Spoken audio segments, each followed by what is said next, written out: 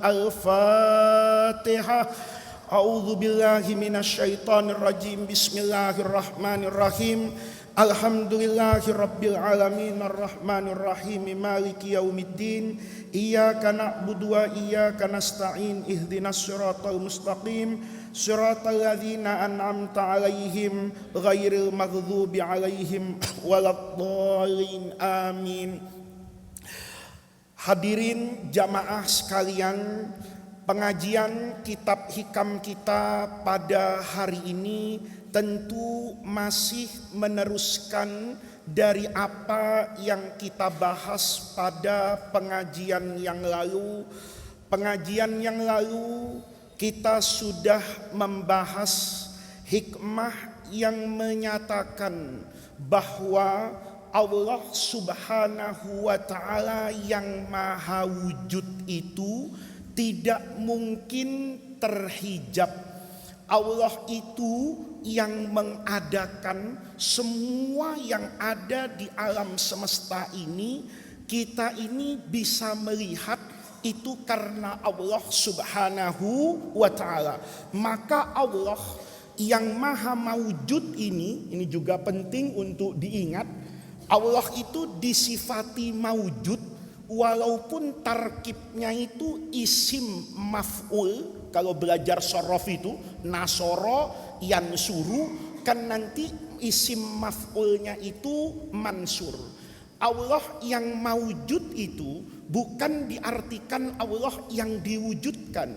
Allah itu mawujud artinya Allah yang wujudnya itu sudah terkenal, yang wujudnya itu sudah dirasakan semua makhluk hidup ini sejatinya pasti merasakan akan wujud adanya Allah. Maka yang maha mawujud ini kata Imam Ibnu Athaillah itu tidak mungkin mahjub. Karena kalau mahjub maka tentu ada sesuatu yang menghijab antara kita dengan siapa ini? Allah. Allah itu tidak terhijab. Yang terhijab itu kita dari pandangan kepada Allah.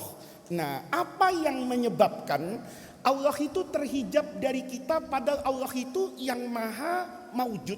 Itu yang akan dibahas oleh hikmah kita hari ini.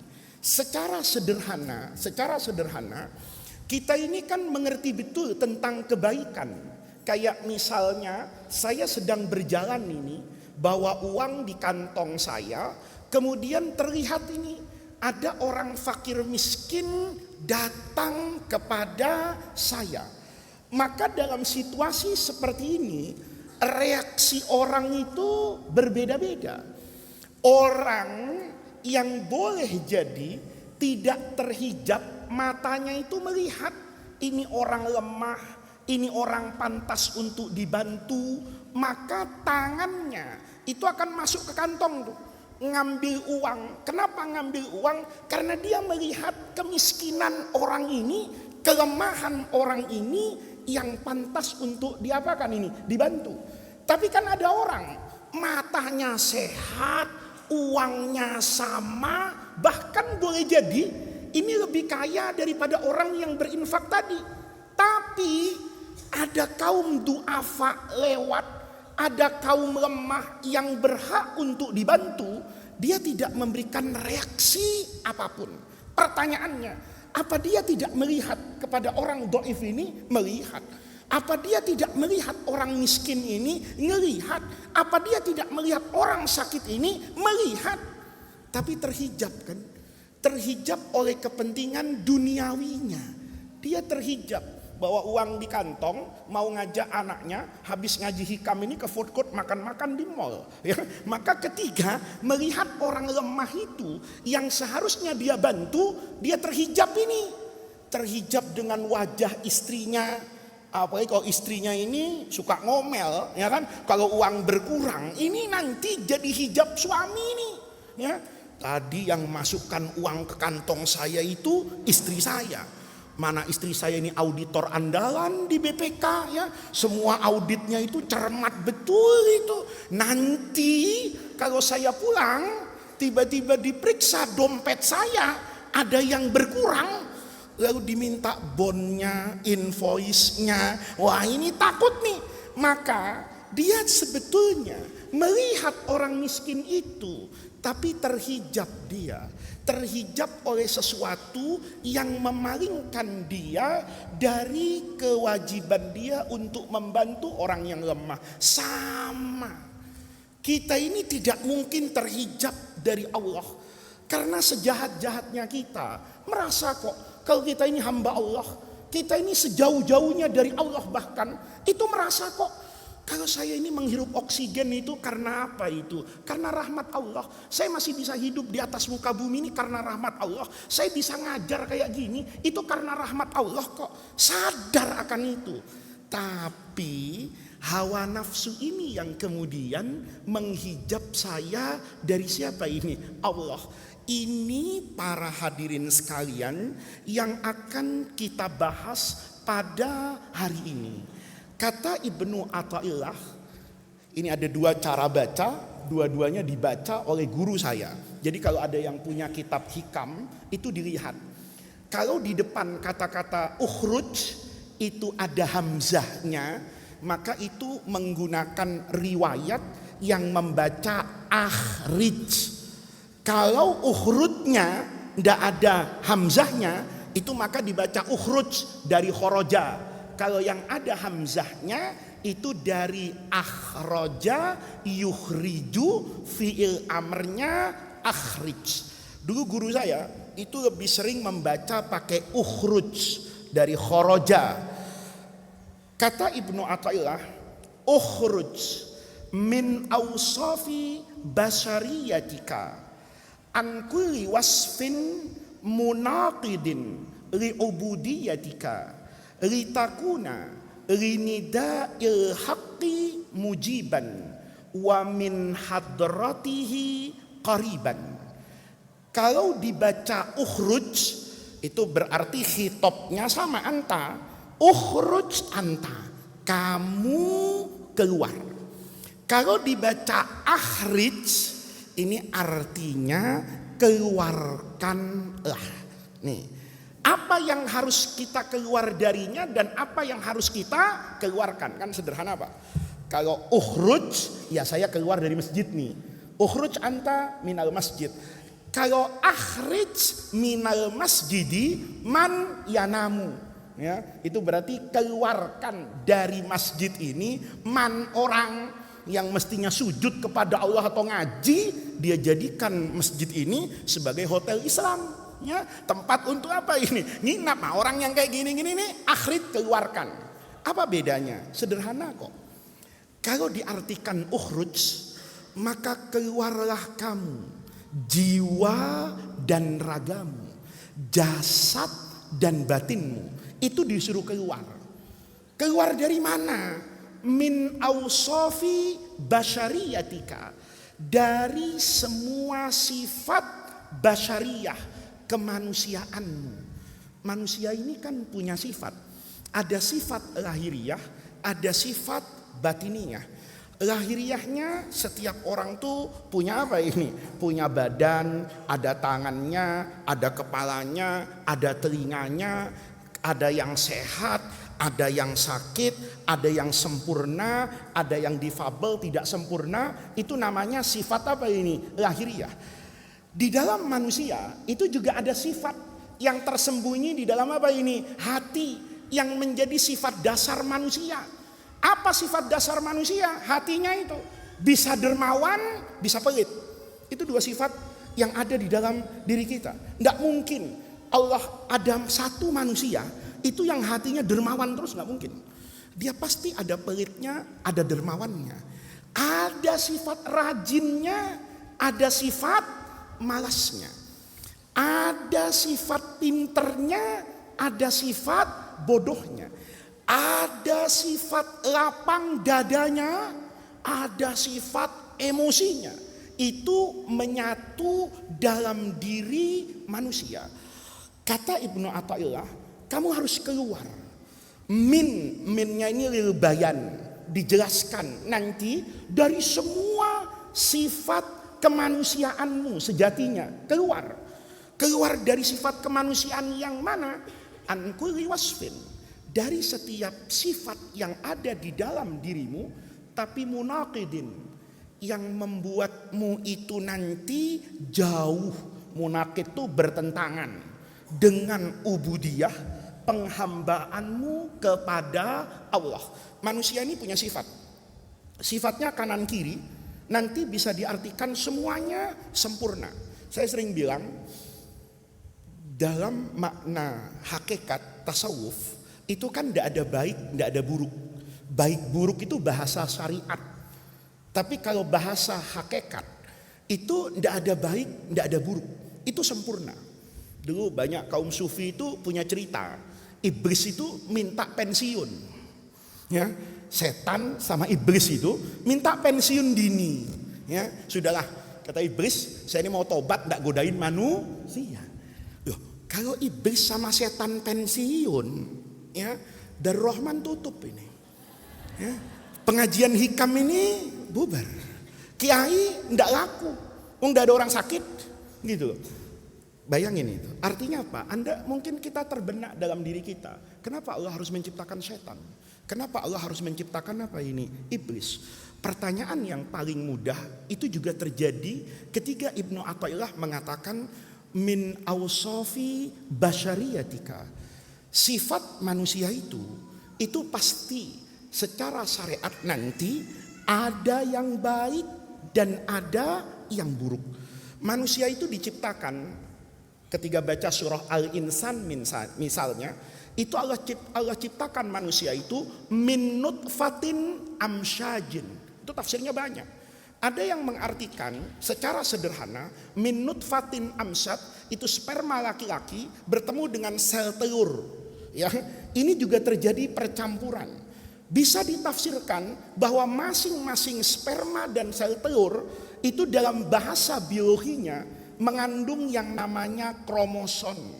Kromosom ini nanti akan menuruni sifat manusia. Ya. Kayak kita kan kadang-kadang itu kalau lagi hamil itu ibu-ibu tuh ya, yang dibaca itu surah Yusuf.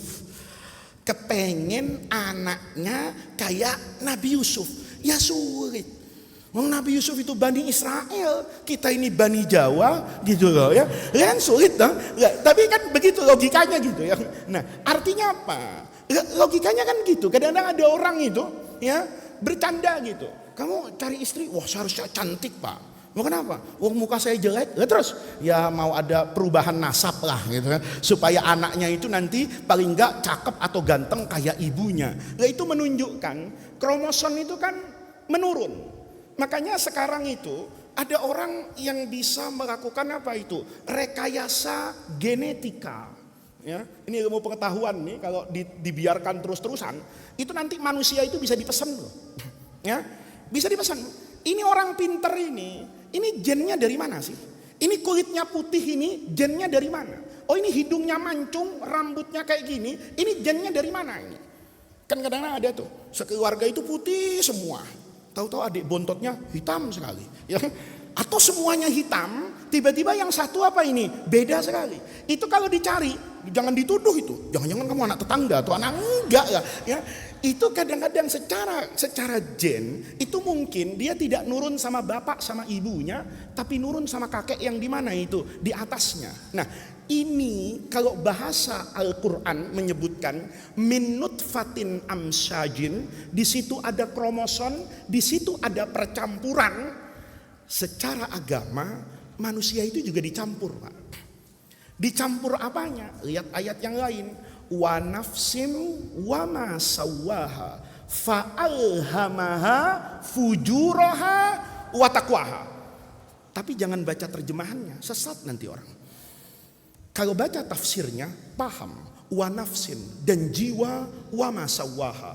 Betapa sempurnanya Allah menciptakan manusia ini. Manusia itu diciptakan sama Allah itu sempurna. Walaupun sifat dasarnya boleh jadi itu negatif. Misalnya Quran bilang zuyyina linnasi hubbus syahwat. Kita dengan malaikat ini menjadi lebih mulia manusia karena malaikat itu untuk hidup Kan Allah tidak kasih sama manusia itu hubbus syahwat. Jadi kalau malaikat itu ketika protes mengajukan pertanyaan kepada Allah, kenapa harus menciptakan khalifah fil ardi wa nahnu nusabbihu bihamdika wa nuqaddis? Ya wajar. Malaikat tasbihan zikir setiap hari. Ya karena nggak ada. Terus malaikat misalnya cewek cakep ngeliriknya nggak ada. Malaikat nggak tahu rupiah, nggak tahu dolar, ya kan? Nggak tahu gula Jawa, nggak ngerti silver coin, ya kan? Ya malaikat tuh nggak ngerti itu. Maka dia fokus ibadah. Tapi manusia itu punya syahwat. Mungkin kita terfikir ya, loh, kalau Allah menghendaki semuanya kebaikan, kenapa sih harus ada sifat yang namanya syahwat? Kenapa di situ harus ada cita-cita? Kenapa di situ harus ada keserakahan? Serakah itu sempurnanya hidup. Manusia itu kalau nggak punya syahwatnya, nggak ada keindahan dunia. Ayo, semua orang kalau beli baju, yakin tujuannya nggak untuk nutup aurat sekarang. Bagus apa jelek?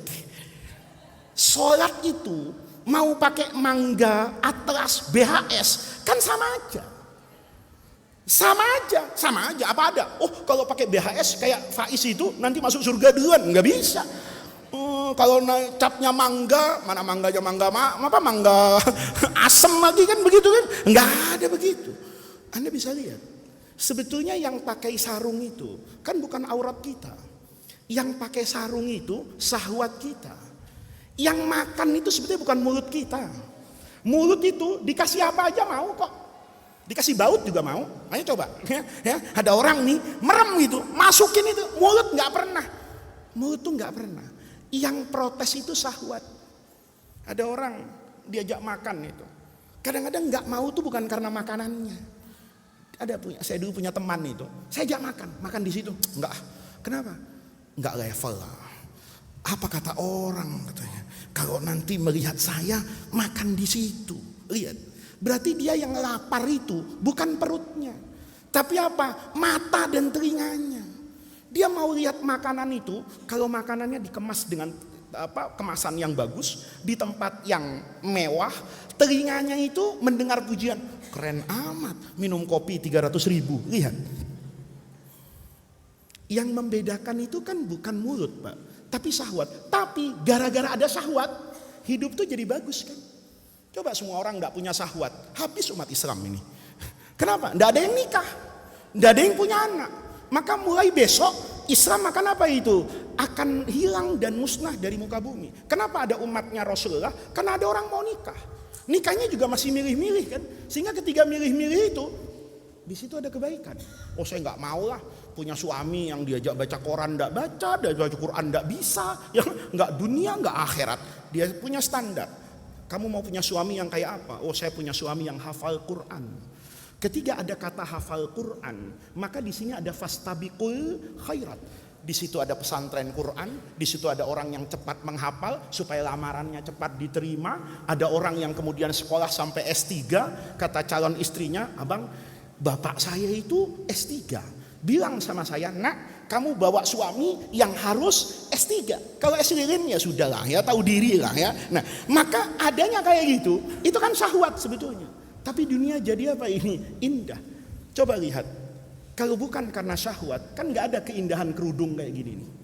Coba ngaji hikam ini.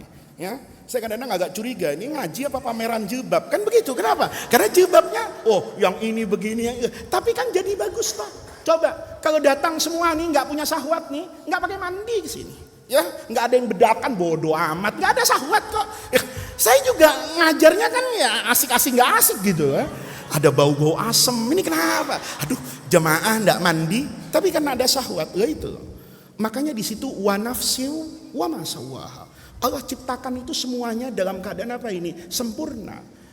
Kesempurnaan ini nantinya itu akan bermanfaat atau tidak bermanfaat, itu bergantung orangnya. Fa'alhamaha fujuraha. Allah berikan gambaran, Allah tunjukkan kepada dia fujuroha, jalan kefasikan untuk dihindari, watakwaha, dan jalan kebaikan untuk dilewati. Ya, jadi jangan berhenti di situnya. Oh, Yang nunjukkan jahat Allah, yang nunjukkan baik Allah. Kalau saya jahat berarti sudah maunya Allah. Nah, ini yang kayak gini separuh pinter banyak gobloknya ini ya. Dia tidak baca tafsirnya.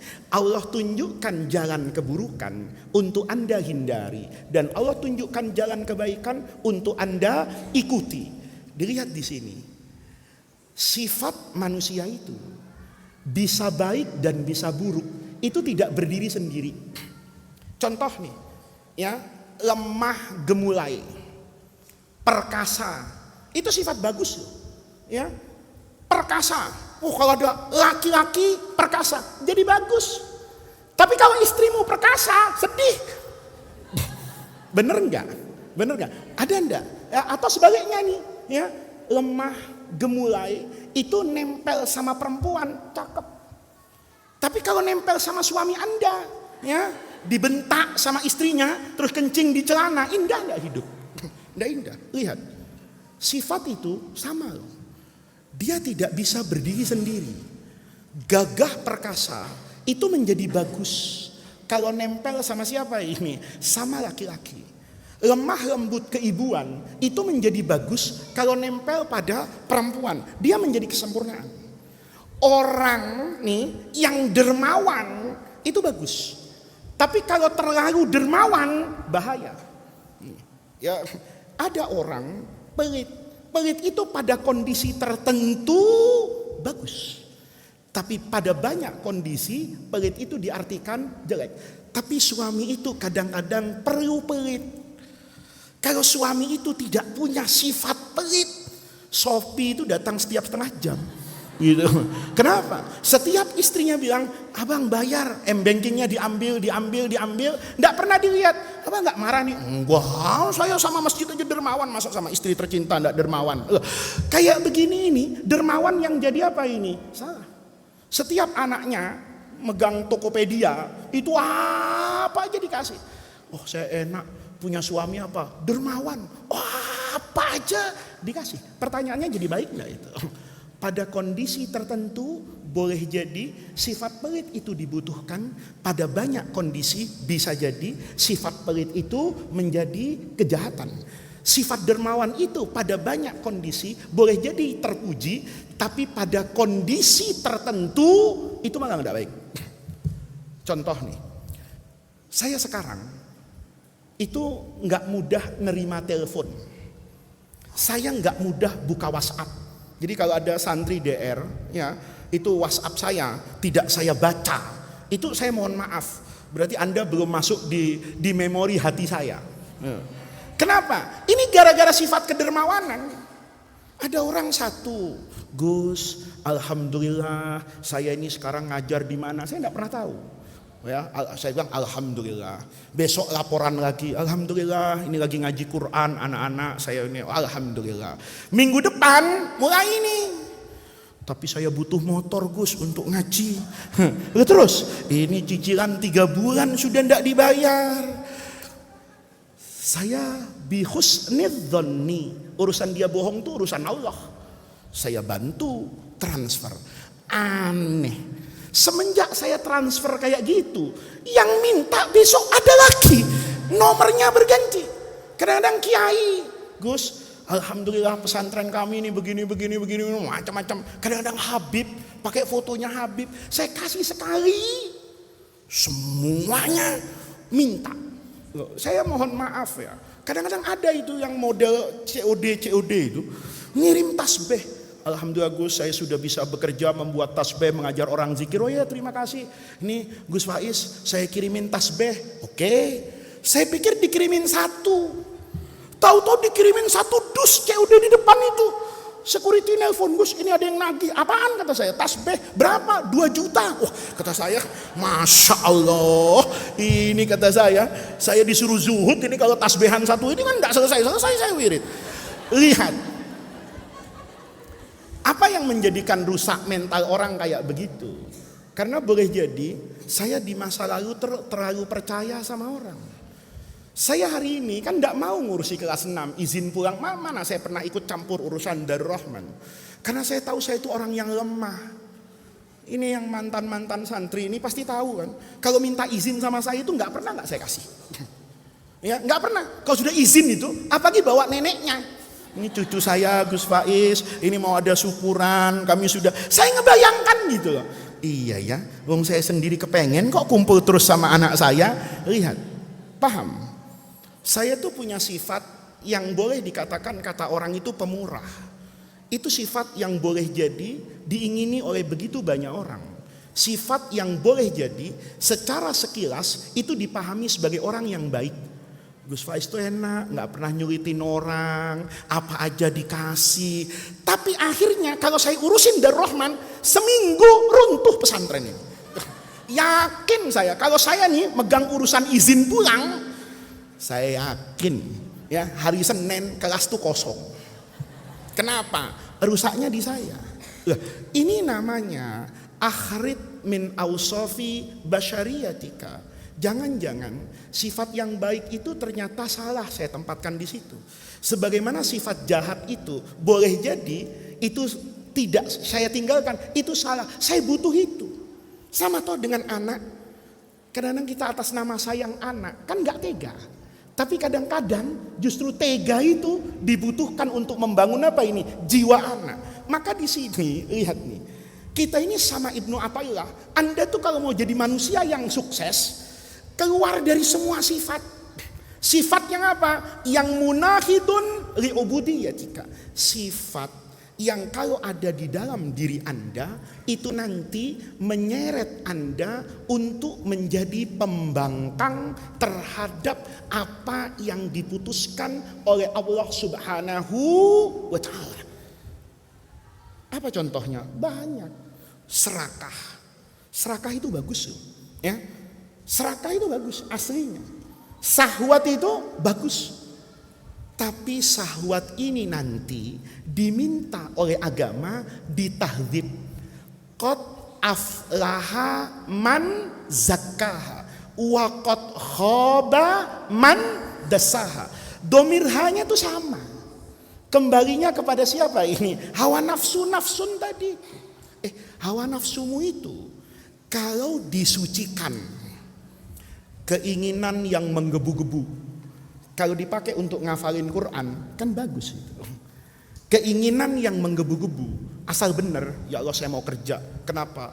Saya setiap hari itu ketemu dengan orang yang masalahnya nggak habis-habis. Tapi harta saya habis, saya kasih ini habis, saya kasih itu. Saya ya Allah mau kerja. Untuk apa? Jadi orang kaya.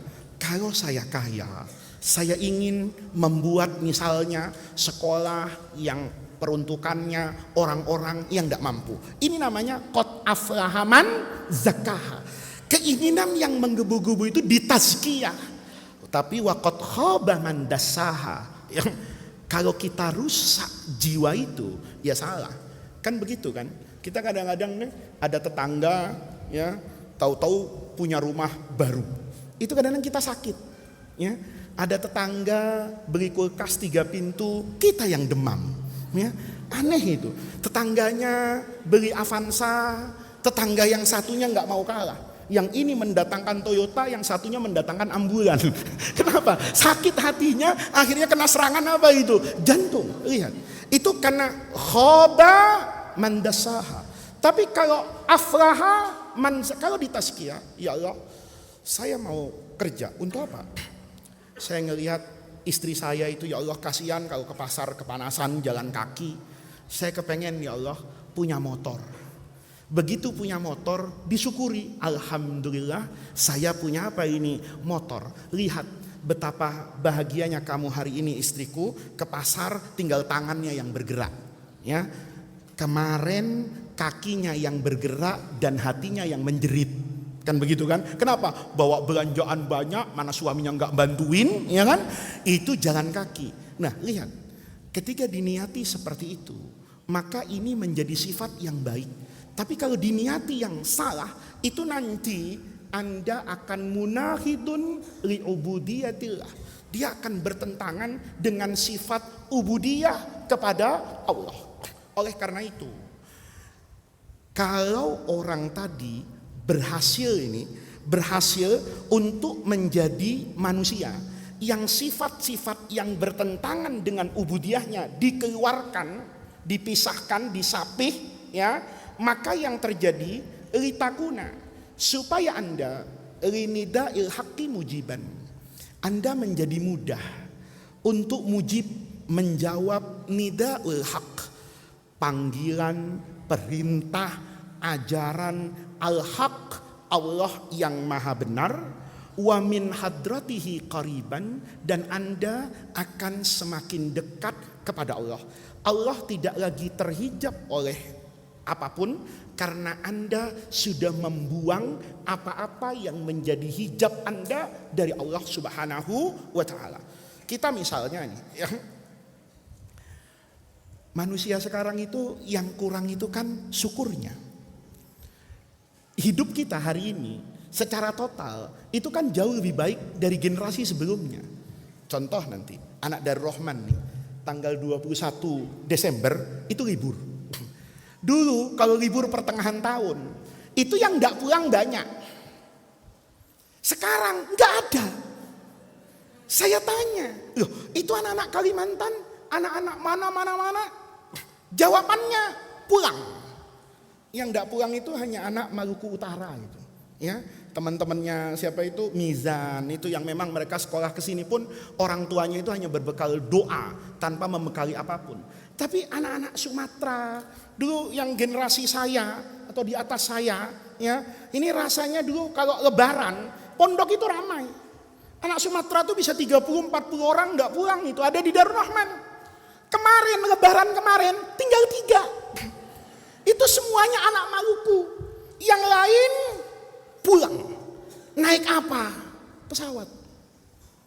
Ayo sekarang tanya santri Darul Rahman yang pulang ke Riau naik mobil itu ada enggak?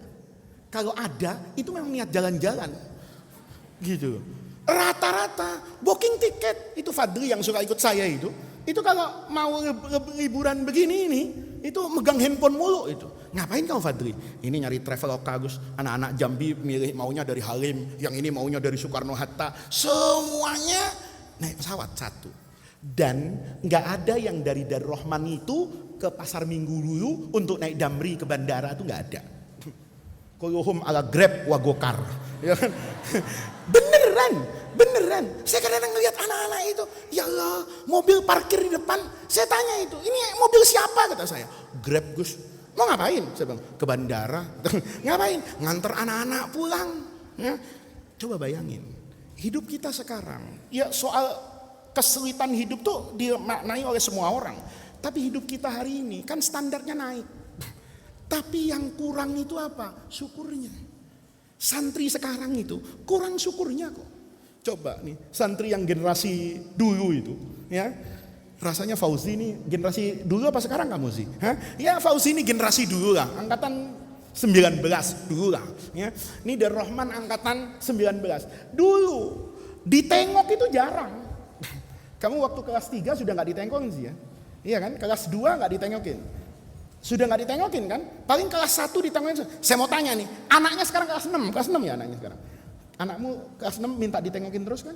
Iya. Santri sekarang itu beda dengan dulu. Dulu kalau sudah kelas 2, kelas 3 itu ditengokin bapak ibunya malu. Sekarang masuk usulan ke saya ini supaya pondok lebih dibuka lagi. Emang kenapa? Kemarin warga protes. Begitu kelas 1 dengan kelas 2 sanawiyah disamakan waktu kunjungannya, itu membuat macet Jakarta Selatan. Ya saya tanya, kok bisa begitu? Ya karena semuanya ditengokin. Ya dulu ketika tengokan itu dibuka 20 tahun, 30 tahun lalu Darul Rahman, kan gak semua orang ditengokin. Walaupun kelas 1 tuh gak semuanya. Sekarang, ya Allah, sudah kayak tempat wisata Darul Rahman ini. Ada yang bawa tikar, iya kan? Ada yang saya lihat bawa termos nasi. Saya tuh kadang-kadang kepikiran kalau punya uang itu, saya mau bebaskan tanah di belakang itu, saya mau bikin kebun binatang gitu. Sekalian aja gitu. Bener kan? Sekarang coba lihat nih. Tapi kemandirian anak tuh beda sekarang dengan dulu. Kalau dulu jiwa itu kuat. Mentalnya tuh mental petarung. Kenapa? Karena sifat-sifat yang membuat santri itu lemah dipisahkan. Sekarang coba nih, kalau ada anak Sumatera, dulu anak Sumatera itu kadang-kadang sedih loh. Kenapa? Wesel nggak datang-datang. Masih ingat Wesel? Nah, berarti tua kayak saya. Karena anak sekarang nggak mungkin tahu ada yang namanya Wesel. Ya, dulu kalaupun minta itu butuh kesabaran loh. Sabar, wah bu, ini uang habis. Ya udah nak, nanti ibu lihat dulu sudah panen apa belum, ya kan? Masih nunggu pak. Begitu ada panen, pakai makhluk yang namanya wesel. Wa ma adraka ma wesel. Bayangin itu, untuk ngirim wesel itu nggak sesederhana sekarang. Anak sekarang, saya tahu ada ibu-ibu wali santri itu yang menjadikan wali kelasnya tuh tukang foto. Ya. Anaknya itu minta difoto. Difoto. Jadi tolong anak saya foto ya. Foto ngelihat anaknya. Nanti anaknya kirim voice note itu loh. Mah, uang habis dikirim. Itu uang datang. Ada, bener kan? Ini ngaku. Rupanya orangnya ada di depan saya ini. Lihat. Ini kalau dibiarkan kan kelihatannya bagus nih. Tapi ini ausof, sifat yang sebetulnya melemahkan generasi ini. Ya, dulu mohon maaf nih. Ini bukan karena saya pegang pesantren, bukan. Dulu anak ngadukan gurunya ke orang tuanya, itu takut. Kalau ketahuan nih dihukum kismul aman, lapor sama ibunya, itu sama teman-temannya, lu cemen amat ya, gitu aja ngomong sama ibu lu dasar, begitu.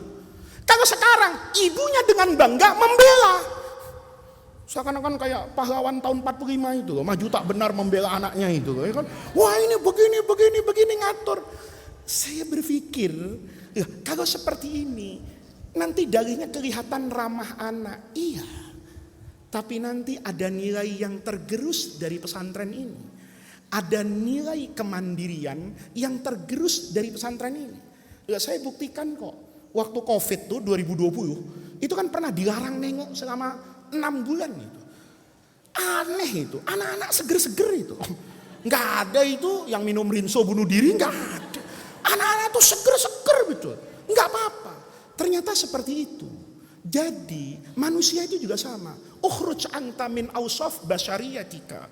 Dari sifat manusia itu yang bertentangan dengan fitrah penghambaannya kepada Allah. Kalau kamu bisa itu, nanti kamu akan mudah menjawab semua yang diajarkan oleh Allah. Contoh, orang itu kalau hatinya tenang, nih kata Rasulullah, kalau orang itu man asbaha minkum, pagi hari itu aminan fi sirbihi. Pokoknya begitu bangun pagi, ibu-ibu itu lihat beras ada 10 liter, lihat ada telur, ya, ada Indomie sekian, itu tenang. Terus merasa puas, alhamdulillah. Jangan lihat TikTok gitu. Kalau lihat TikTok, lihat tetangganya. Alhamdulillah, masuk musim liburan panjang. Sudah diajak sama suami beli tiket Garuda ke Bangkok. Itu ngelihat Indomie asem betul pagi itu. Ya Allah, orang-orang pagi ngelihat Traveloka, ngelihat Agoda, saya masih ngelihat telur sama penggorengan. Kata Nabi, orang itu kalau bisa punya sifat yang merasa bahwa Allah itu memberi sesuatu yang lebih besar daripada apa yang Allah berikan kepada orang lain, itu hidupnya akan indah. Dulu di Mesir itu maaf ya, jarang orang punya pembantu rumah tangga, asisten rumah tangga itu yang nempel pada masing-masing rumah, tinggal dalam rumah. Jadi orang Mesir itu punya tradisi, satu flat gitu, itu ada satu keluarga atau 2 keluarga yang bisa disuruh apapun. Ya, mereka dikasih tempat biasanya di apartemen itu, kemudian dikasih gaji untuk bersih-bersih, lainnya itu bonus.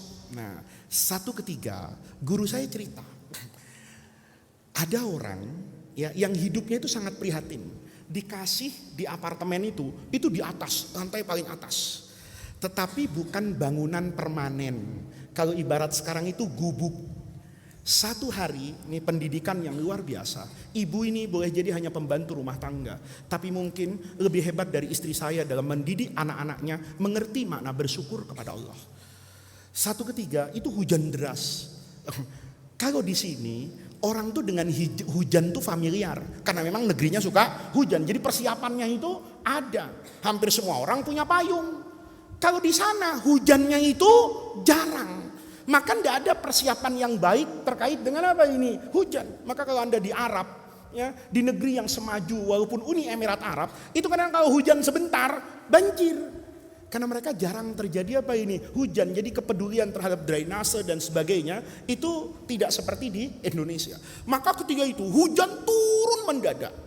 Mereka ini tentu malam itu tidak bisa tidur dengan tenang karena air hujan itu masuk ke tempat mereka itu dengan angin, dengan apapun.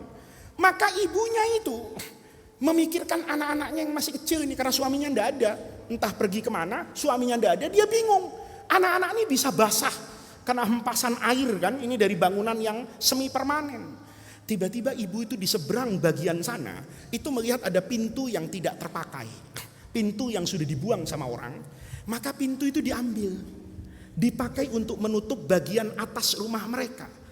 Itu anak-anaknya mengatakan, alhamdulillah ya Bu, kita masih punya pintu. Bagaimana Bu ya, orang yang tidak punya pintu hari ini pasti kebasahan. Lihat, menerima hidup seperti itu sudah hamdalah. Kita sekarang saya tanya, gimana kabar suaminya? Baik Pak Ustadz. Nafkahnya? Ya alhamdulillah sih. Tapi, nah nih, kita bisa ada alhamdulillah tapi. Gimana kerjaan suaminya? Ya alhamdulillah sih Pak, sudah diangkat jadi pegawai negeri. Ya tapi begitulah gajinya. Lihat, kita ini sering hamdalah tapi pakai apa ini? Tapi. Ketika ada kata tapi, itu kan gak sopan sama Allah. Kalau Allah bilang titik di sini, jangan dikomain. Gitu loh. Ini kita sering nih, Allah tuh bilang titik dulu di sini. Kita enggak, koma aja ya Allah boleh enggak? Atau kalau bisa enggak ada komanya gimana Allah ya? Ya itu kan yang buat kita munafik. Tapi kalau hati kita itu nerima, ya nerima itu indah. Dulu guru saya punya cerita. Ada pegawai kerja gitu ya. Itu loyalitasnya luar biasa. 20 tahun kerja itu tanpa cacat. Satu hari ini pegawai ini yang biasa berdisiplin, berdedikasi, loyalitas tanpa celah, enggak masuk kantor. Tanpa izin, nggak masuk, dia tinggalin pekerjaan itu. Maka yang punya pekerjaan ini, kalau sekarang HRD-nya atau bosnya itu berpikir, ini orang nggak masuk kerja, kayaknya mau protes demo secara santun kepada saya. Bos, saya udah kerja 20 tahun ini, masa gaji nggak naik, ya kan? Maka dia untuk mengirim pesan itu, dia nggak masuk kerja. Kata bosnya, iya ya, saya lupa nggak memperhatikan kesejahteraan orang ini. Nanti kalau orang ini datang, akan saya apakan nih, naikkan gajinya. Begitu orang itu datang, ya masuk kerja setelah seminggu, bosnya itu nggak marah, karena orang baik. Kata bosnya, gimana? Sudah masuk kerja? Sudah Pak, sudah siap kerja. Oke, ini ada kabar bagus, gajimu saya naikkan sekarang. Oh iya Pak, terima kasih. Tidak ada rasa gembira yang berlebihan, sekedar terima kasih. Kata bosnya, ini kok biasa aja ya saya naikkan gajinya. Bulan depan enggak masuk lagi. Maka bosnya sekarang marah. Lu pikir tiap enggak masuk kerja saya naikkan gitu gajinya? Kemarin kan gara-gara enggak naik gaji, dinaikkan. Sekarang dia enggak masuk lagi, kamu pikir seenak-enaknya kamu di sini? Setiap enggak masuk saya naikkan gajinya. Oh enggak, kali ini karena kamu enggak masuk, gajimu saya potong. Awas nanti masuk. Datang beneran orang ini setelah seminggu, gaib tanpa kabar. Bosnya panggil, kamu sudah masuk kerja? Sudah Pak, sekarang saya mau kerja lagi. Tahu, kamu seminggu enggak masuk kemarin, saya turunkan gajimu. Iya Pak, terima kasih. Wah aneh ini, ya, dinaikkan terima kasih, diturunin terima kasih. Ya. Maka bosnya yang jadi penasaran. Dia panggil, sini Pak, ada apa Pak? Saya mau tanya, waktu gajimu kemarin saya naikkan, ekspresimu tuh tidak menunjukkan kegembiraan yang berlebihan. Dan hari ini gajimu saya turunkan, kamu juga tidak menunjukkan kekecewaan. Kata orang tadi, Apa yang harus saya gembira dan apa yang harus saya sedih, Bapak? Loh, kata bosnya, kenapa kamu berkata begitu? Begini, Pak, waktu saya nggak masuk kemarin seminggu itu istri saya melahirkan. Maka karena istri saya melahirkan, saya tidak bisa meninggalkan istri saya. Saya harus membantu sampai istri saya bisa merecovery, kuat berjalan, sehat. Saya bisa kerja lagi dan saya tenang meninggalkan istri saya. Begitu saya datang, Bapak naikkan gaji saya. Saya nggak kaget, Pak. Kenapa? Wa ma min dabbatin fil ardi illa 'ala Allahi rizquha. Semua yang ada di bumi ini Allah sudah jamin rezekinya. Kemarin istri saya lahir. Berarti di rumah ada manusia baru. Butuh makan baru, butuh baju baru, butuh pempes baru. Bapak naikkan gajinya, yaitu rezeki anak saya. Lalu untuk apa? Saya kemudian menganggap ini secara sesuatu yang berlebihan. Itu saya anggap hanya Allah sedang mengantarkan kepada saya pelajaran bahwa semua makhluk hidup itu ada rezeki. Kata orang tadi nih bosnya, lalu minggu kemarin meninggal kenapa? Nenek saya Pak wafat. Ya, nenek yang hidup di rumah saya tidak punya siapa-siapa dan seumur hidupnya sayalah yang membiayai nenek saya. Kemarin nenek meninggal, maka saya urus penguburannya ke kampung sampai tahlilan. Seminggu setelah 7 harinya saya pulang. Begitu saya pulang, gaji saya Bapak turunin. Saya paham, kenapa? Kebutuhan saya sudah berkurang. Itu rezekinya nenek. Seiring nenek masuk kubur, maka rezeki saya juga nggak masuk, Pak. Lalu untuk apa? Saya terlalu bergembira dan terlalu sedih. Cerita ini bagus, tapi rasanya sulit untuk kita wujudkan. Cerita ini itu menyentuh rasa yang terdalam di hati kita. Tapi rasanya, jangankan Anda, saya yang ngaji hikam itu rasanya sulit untuk menerima hal yang seperti itu. Bahwa ketika ini datang, itu sesuai proporsinya. Ketika ini hilang, itu memang bukan menjadi bagian kita. Kalau kita punya sifat yang seperti itu hidup tuh aman. Imam Hasan Basri itu kan ditanya, Maulana, ini kan orang paling hebat di masa abad kedua Hijriah ini, Sayyidut Tabi'in yang ada di dunia Islam. Siapa yang gak kenal Imam Hasan bin Yasar al-Basri ini? Kalau mau hebat beliau itu. Tapi hidupnya itu apa adanya gitu loh. Ditanya guru, apa yang membuat guru tenang? Ini lihat, kata guru, kamu tahu enggak yang membuat saya tenang? Yang pertama, saya mencintai pekerjaan saya. Apa yang menjadi tugas saya hari ini dalam kehidupan, itu saya syukuri. Karena saya tahu Allah menjadikan saya kiai itu karena yang pantas jadi kiai itu saya. Yang bisa jadi kiai itu saya. Yang belajar tentang keikhlasan itu saya. Maka saya harus menjadi kiai yang ikhlas. Maka saya ketika sudah jadi kiai, itu gak pernah kepikiran untuk jadi apa ini? Jadi bupati. Karena orang yang jadi bupati itu diciptakan oleh Allah untuk menjadi bupati. Saya syukuri di mana Allah menempatkan saya sebagai pengetahuan bahwa Allah memilih saya itu pasti karena kebijaksanaan dan kemahatauan Allah. Yang kedua, apa yang menjadi rezeki saya itu tidak akan pernah luput dari saya.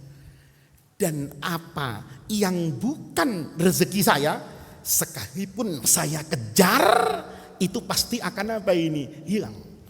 Maka karomahnya Imam Hasan al-Basri, itu karena punya muamalah biasa dengan Allah begitu, maka Allah membuat kebiasaan kepada beliau. Apa kebiasaannya? Kata Imam Hasan Basri, saya itu adalah orang yang percaya dengan janji Allah. Tapi percayanya itu semuanya. Kalau kita kan enggak. Kita percaya sama janji yang enak. Ya, janji yang enak itu apa? Kalau nanti kamu bertakwa, Allah kasih hidup yang baik. Hidup yang baik itu ditafsirkan kita sendiri. Ya, apa hidup yang baik? Rumahnya di Pondok Indah, Pak. Apa hidup yang baik? Mobilnya mewah. Itu salahnya. Imam Hasan Basri enggak. Kata Imam Hasan Basri, saya percaya dengan semua yang dijanjikan Allah. Apa janji Allah? Pada setiap sisi kehidupan manusia, di situ sejatinya ada rahmat Allah. Dikasih sakit, kalau kemudian jadi baca Quran, itu Imam Hasan Basri itu, loh ini nikmat. Kenapa? Gara-gara sakit, baca Quran. Oh gara-gara sakit, jadi rajin sedekah. Kan banyak tuh orang lagi susah itu mancing-mancing Allah. Ya, Allah dipancing-pancing. Ya Allah, ini mobil bagus juga. Harganya berapa ya? Oh, 500 juta. Manja abil hasanati falahu asyru amthaliha. 50 juta, 1/10-nya berapa ya? Oh, 50 juta. Lalu infak dia 50 juta. Tapi harapannya dapat 500. Itu enggak tahu ngaji di mana. Kan begitu. Tapi kalau orang berkeyakinan semua kebaikan itu pasti Allah balas dengan balasan yang berlipat ganda, tapi lipat gandanya itu apa dalam bentuk sesama uang, apa dalam bentuk sifat mulia di dalam hati, apa dalam bentuk tabungan pahala di akhirat, diyakini orang punya kebiasaan baik, maka Allah punya kebiasaan baik kepada orang tadi. Imam Hasan Basri itu setiap hari itu ada tetangganya nganterin apa itu telur, ya, nganterin telur satu tempat lah ya, mungkin katakanlah isinya misalnya 20 butir. Kebiasaan Imam Hasan Basri, telur ini dikasih ke orang yang membutuhkan itu. Jadi nanti kalau 20 telur ini dia infakkan, kata Imam Hasan Basri, biasanya sore nanti ada lagi yang ngasih telur saya. Jumlahnya kalau pagi saya 20, saya infakkan 20, tapi bukan karena niat minta balasan, enggak. Saya percaya bahwa orang yang bersedekah itu enggak pernah rugi di hadapan Allah. Maka sore nanti pasti ada orang ngetok pintu tuh. Ngasih telur 40. Itu kebiasaan. Satu hari pembantunya itu nakal. Kata Imam Hasan Basri, ini telur 20, bagi-bagi ya ke tetangga sana. Kata pembantunya, kali ini gua ngambil 10 ah. 10 diambil gitu loh. 10 diambil nih.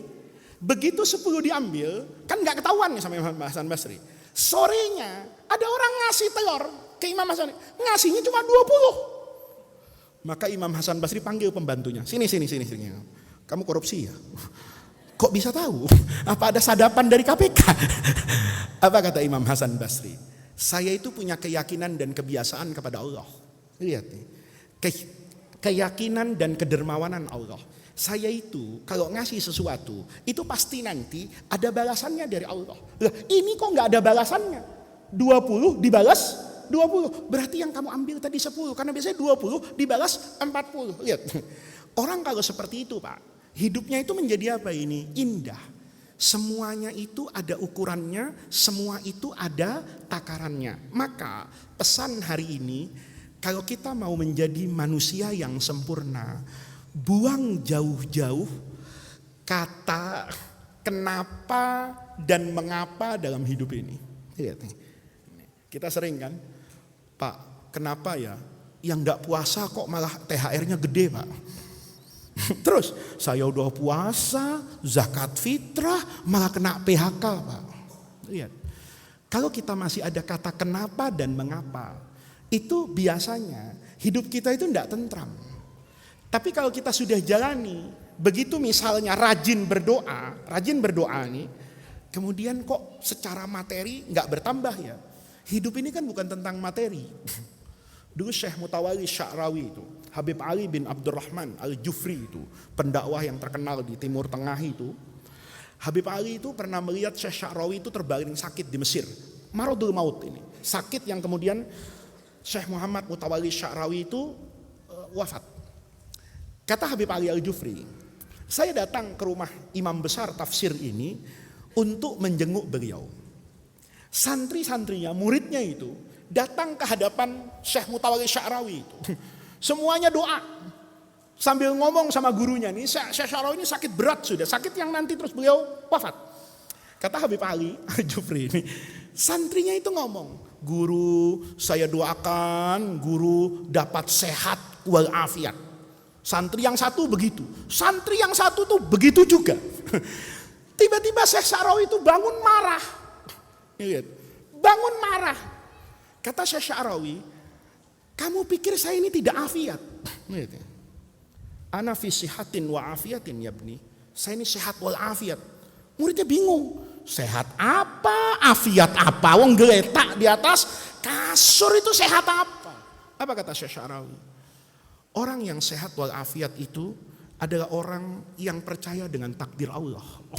Orang yang selalu melihat keindahan pada setiap apa yang Allah berikan kepada saya. Kalau saya dibuat sakit sama Allah, kemudian dalam hati saya menerima, itu berarti saya sehat. Tapi kalau nggak terima, ya Allah, kenapa gua sakit? Kan gua udah sholat, udah sedekah, kok bisa-bisanya ya Allah saya ini sakit?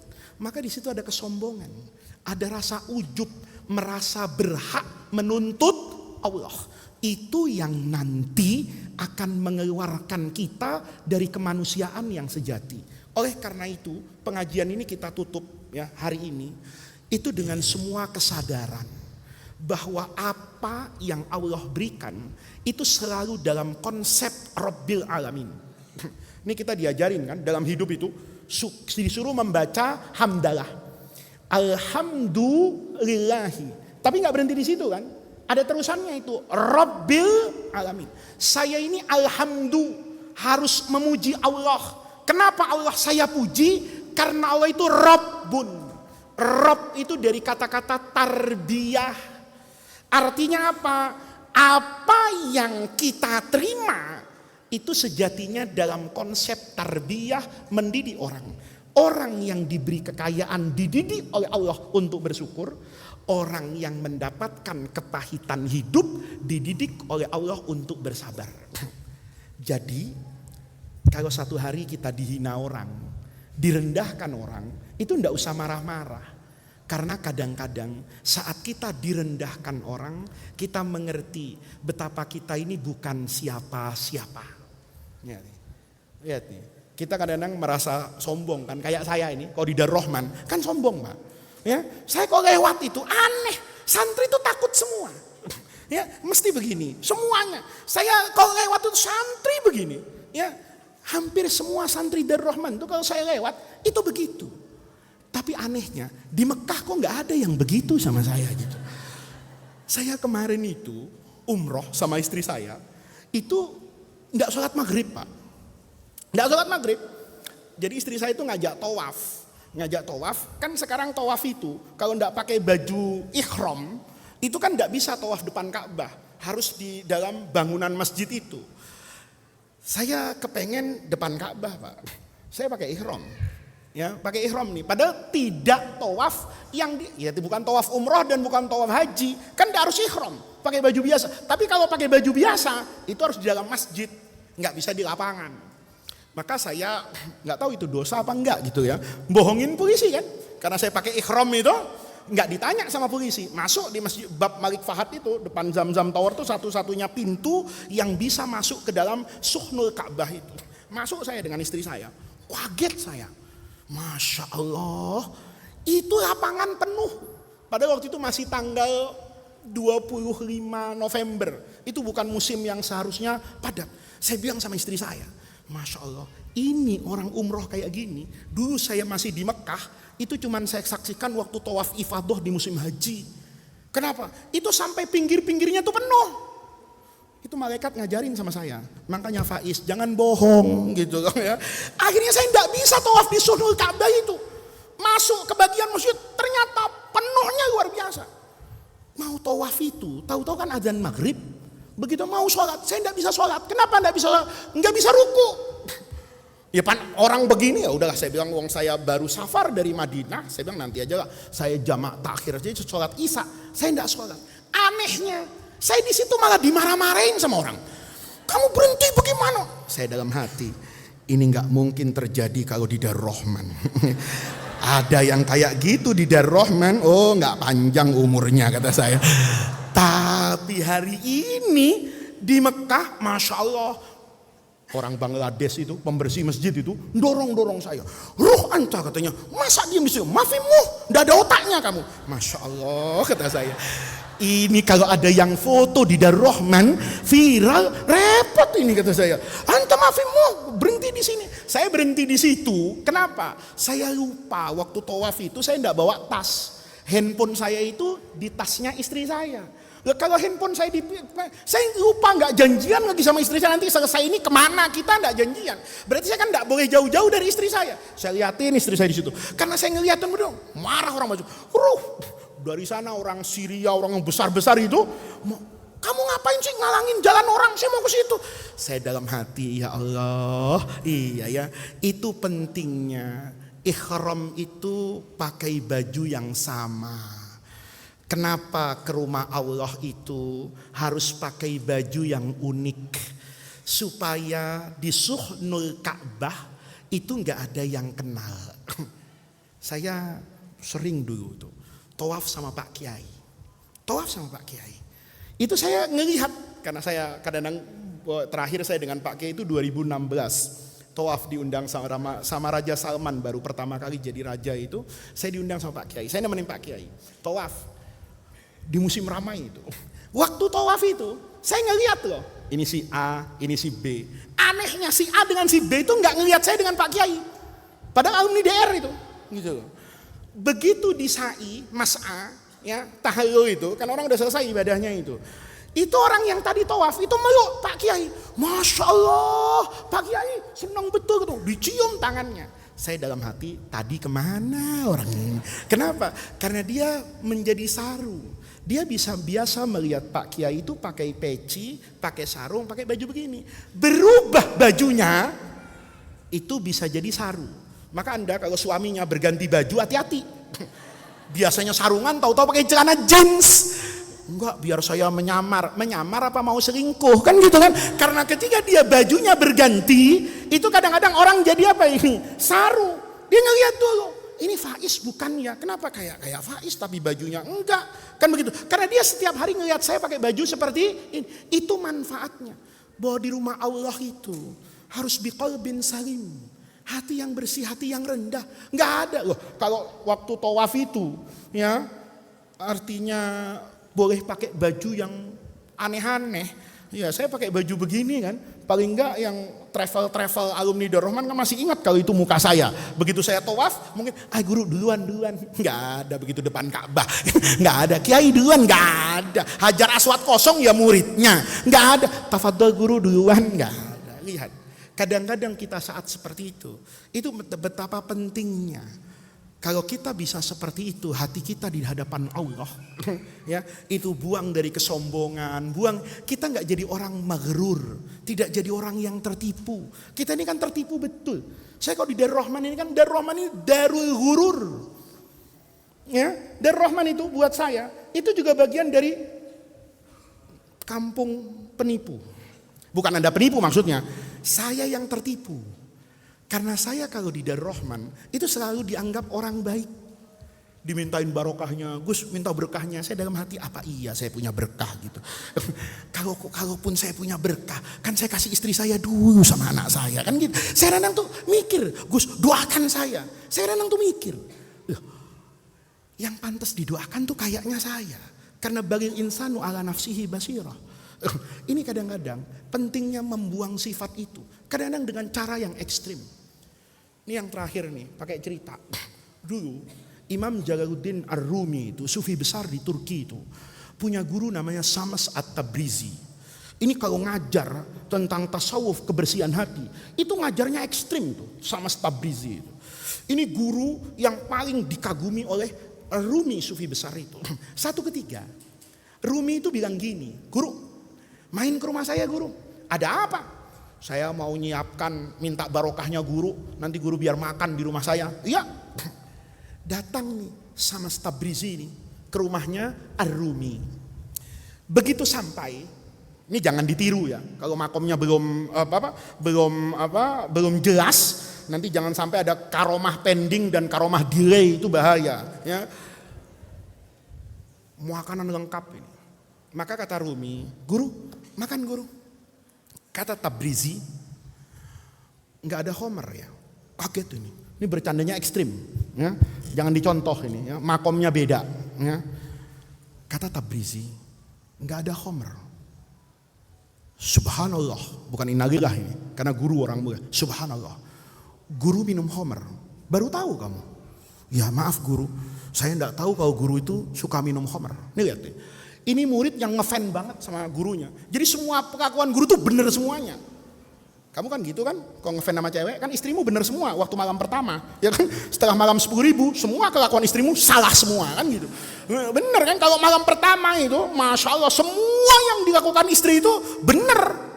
Ayo ya biar istrinya kentut bau luar biasa. Oh itu mengalahkan oat yang harganya mahal di Mekah itu. Kenapa? Biasa cinta. Nah, Anda jangan bayangkan kenapa Rumi tidak protes. Karena Rumi merasa dia dapat ilmu semuanya menjadi seperti sekarang. Itu karena Syams Tabrizi. Wibawa guru ini betul-betul agung di matanya.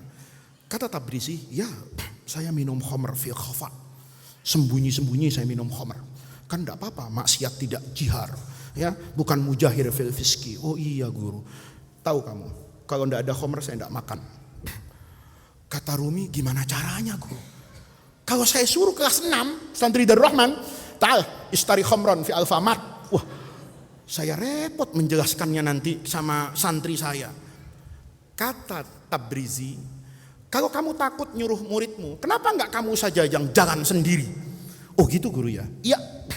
Pokoknya enggak ada khamar, enggak ada makan malam hari ini.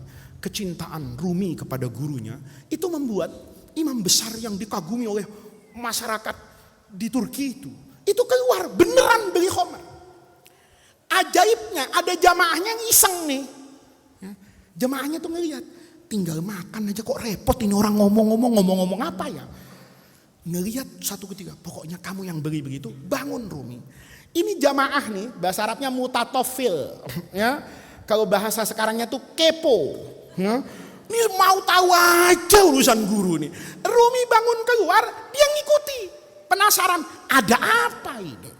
Diikuti dari belakang ini. Begitu diikuti dari belakang, Rumi itu pergi ke arah tempat yang semua orang tahu di Turki itu sebagai tempat maksiat orang menjual khamar. Mulai hatinya itu enggak tenang. Guru kok ke tempat itu ya? WhatsApp temennya. Lo lagi ngapain sekarang?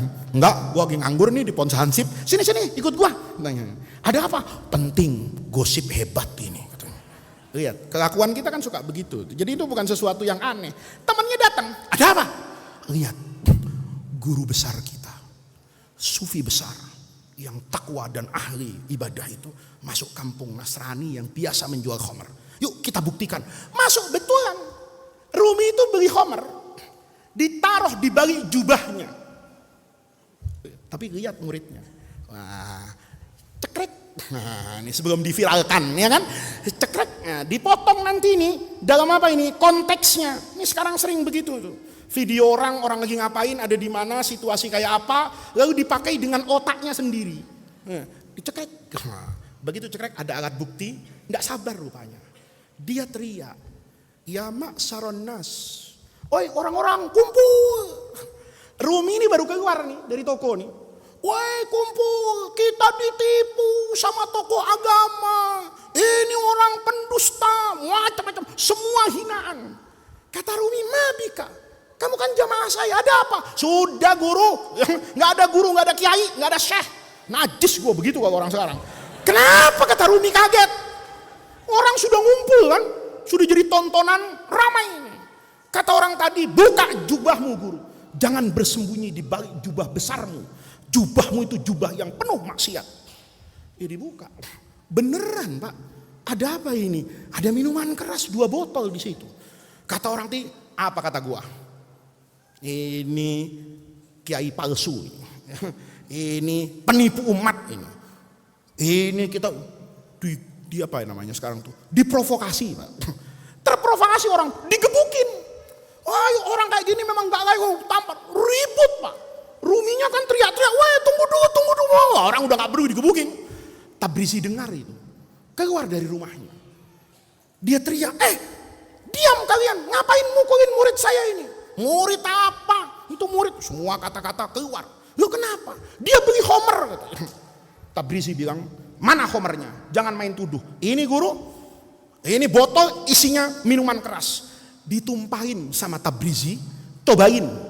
Ternyata teh tubruk Pak. Ini jangan dicontoh ya. Terus besok mau nyontoh kayak gitu. Itu nanti kalau karomahnya delay tetap bir bintang itu ya kan. Ketika Tabrizi ngomong nih, karena orang bersih nih, itu bukan homer, itu teh. Ini keluar dari mulut yang tidak pernah gosipin tetangga. Ini keluar dari mulut yang tidak pernah berdusta. Maka Allah jaga kesucian lisannya. Jangan sampai orang ini berdusta. Begitu dia bilang ini teh, Jibril langsung pegang remote. Teh. Jangan tanya caranya. Teh. Itu semua malaikat penjaga dunia itu bergondong-bondong ngambil teh botol sosro Pak dari Tegal. Itu semuanya lari, ya kan? Botolnya ditukar itu. Yang minuman keras dibawa ke Tanjung Priuk dibuang itu malaikat. Yang ada di jasnya itu teh botol sosro. Jangan coba-coba kamu, ya kan? Nanti karomahnya pending lagi, sinyalnya hilang. Wah repot, betul-betul minuman keras. Oh guru sama murid diantemin sama masyarakat. Begitu dibuka, ini teh. Jangan gampang nuduh orang, dosa kata Tabrizi itu. Kan pelajaran juga. Kalau belum yakin, jangan menghukumi dan menghakimi. Itu masyarakat dapat jalan. Si Jalaluddin bengep kan ya pulang. Pulang itu dia tahu kalau ini permainan gurunya, dia tahu yang dibeli itu homer. Begitu sambil jalan pulang itu ngomong Ar-Rumi itu, guru kalau bercanda jangan ekstrim. Apa enggak ada guru candaan lain gitu loh ya, minta duren montong kek walaupun di Turki enggak ada, kan nyarinya enak ke Malaysia gitu loh ya. Minta apa musangking kek apa kek, minta sate Madura kan masih enak, minta sama orang Madura diminta satenya diminta sama kiai kan seneng. Ini ekstrim banget guru katanya. Apa kata Rumi? Supaya kamu tahu jubah yang menempel itu jubah palsu. Supaya kamu tahu gelar yang kamu dapatkan dari semua orang itu tidak kekal abadi. Hanya karena satu botol minuman keras, integritasmu yang kamu bangun dengan ilmu sepanjang masa itu bisa runtuh. Karena sejatinya kamu harus bersandar kepada Allah, bukan kepada ilmu, pangkat dan jabatan. Lihat. Jadi kalau kayak gitu, orang tuh gak usah sombong gitu. Apa yang kita bangun itu bisa musnah dengan segalanya. Dan yang paling penting, jangan merendahkan. Nih, sekarang ini kita merendahkan. Saya khawatir aja. Karena ada hadis Nabi. Kata Nabi itu, la tudhiris sama tatali akhika. Kalau ada orang nih, kena cobaan nih, itu jangan kita bertepuk tangan dengan syahwatnya, walaupun itu maksiat. Ya, kalau kita mau menjadi ausof basyariyah, semua yang nempel itu jangan dikaitkan dengan hawa nafsu yang buruk, maka kita akan menjadi manusia yang sempurna. Kita akan lebih mudah untuk mendengar panggilan Allah, kita akan lebih mudah bertakarrub kepada Allah. Ini yang bisa kita sampaikan. Nanti pengajiannya ini rasanya tinggal 2 kali lagi ya. Habis itu bulan Ramadan ya. Ini kita ingatkan, nanti ngaji lagi itu di bulan Januari ya. Ini akan kita adakan sebentar ya. Jangan-jangan nggak ada di bulan Januari ini. Oh iya, kita ngajinya tinggal sekali lagi di tanggal 16 Februari. Mestinya ada satu di bulan Januari. Tapi persoalannya saya diminta ke pesantren tua di Jawa Timur namanya pesantren Nurul Jadid. Itu adalah pesantren tua di Probolinggo, dulu ayah saya sering hadir ke sana.